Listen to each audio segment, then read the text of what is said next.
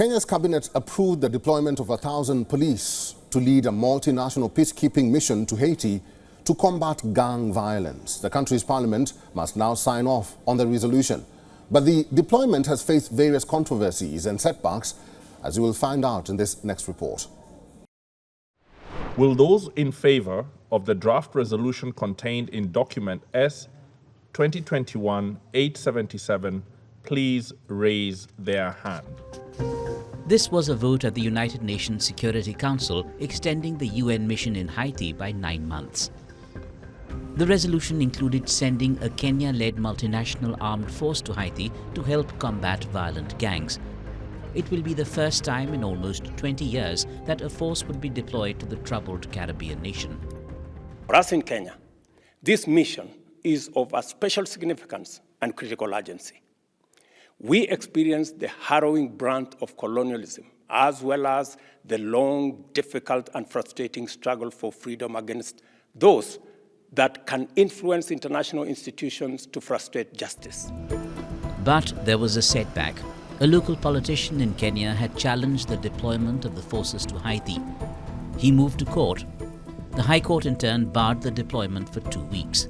The country's interior minister even appeared before a National Assembly committee as the matter became controversial.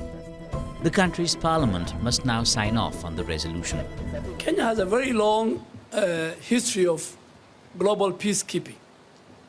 We were in Kosovo, we were in Namibia, we were everywhere. We are now in Somalia, we're in DRC. We have our officers in the Tigray monitoring and evaluation mechanism. When all the processes, beginning with the approval by the UN Security Council, are put in place, Kenya is ready, Kenya is willing to lead that multinational peacekeeping force that will go to Haiti. From the 1st of January to the 15th of August, almost 2,400 people in Haiti were reported killed. More than 950 were kidnapped and another 902 injured, according to the most recent UN statistics. Haitians say their police force needs all the assistance it can get, but remain divided on the deployment efforts because they say the past hasn't changed much. We have had several military interventions and it hasn't changed anything for us. But we live in a catastrophic situation. Let's face it, if this intervention can allow us to move around and live better, then let it happen. Waiting is not an option. We have seen the results of past military interventions. There is nothing positive. The problems remain. I don't expect anything from Kenya.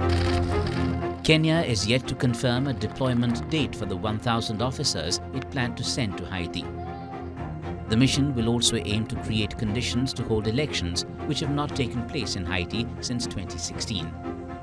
Nearly 2,800 homicides were recorded in Haiti between October 2022 and January 2023, with 80 minors among the dead, according to the United Nations. A UN peacekeeping force in Haiti that lasted from 2004 to 2017 introduced cholera to the country, setting off an epidemic that killed more than 10,000 people.